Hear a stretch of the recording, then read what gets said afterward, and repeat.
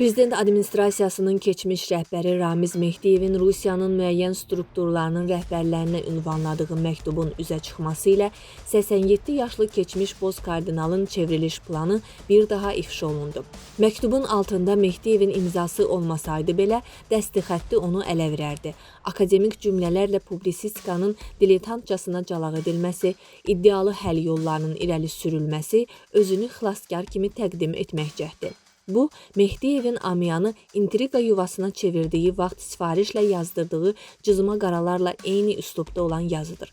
Misal üçün, məktubda onun qeyd etdiyi qəddar ruh ifadəsi ilə dini mifolojik mesaj verməyə çalışdığı hiss olunur. Amyaya rəhbərliyi dövründə tirajladığı yazılarda da analoji terminologiyaya tez-tez başvurması ilə yadda qalıb. Bu məktub Mehdiyevin dövlətə və siyasi hakimiyyətə xəyanətinin isbatıdır. Belə bir xəyanət cəhdinin reallaşması ehtimalı sıfıra bərabər idi. Onu arxalandığı Rusiyanın ifşa etməsi də o deməkdir ki, yaşlı boz kardinalın dövrü çoxdan Prezident İlham Əliyev onu postundan göndərəndə bitmişdi. Sadəcə Mehdiyev bu reallığı anlamaq istəməyib. Ramiz Mehdiyev iddia edir ki, ölkədə dərin böhran var. Halbuki onun və dəstəsinin dövlət idarəçiliyindən uzaqlaşdırılması uzun illər həllinə imkan vermədikləri böhranı aradan qaldırmaq məqsədi daşıyırdı və nəticə də əldə olundu. 44 günlük vətən müharibəsi və şanlı qələbəmiz bunun bariz nümunəsidir. Mehdiyevin bu iddiasında 3 məqsəd yer alır. Vəzifəsini itirməsini qəbullana bilmir və qisas hissi ilə hərəkət edir.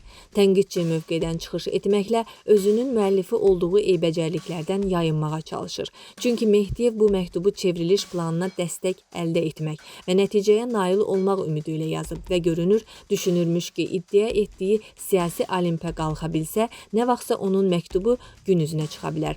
Ona görə də özünü tənqidçi və xalqın tərəfdarı kimi göstərmək üçün xeyli cümlə sərf edib. Halbuki törətdiyi əməllər, milli maraqlara vurduğu zərbələr fonunda onun bu obrazı qoyun dərisindəki qurdu xatırladır. Məktubun ən maraqlı hissəsi dövlət çevrilişinin baş tutacağı tədbirdə yaradılacaq yeni sistemdir.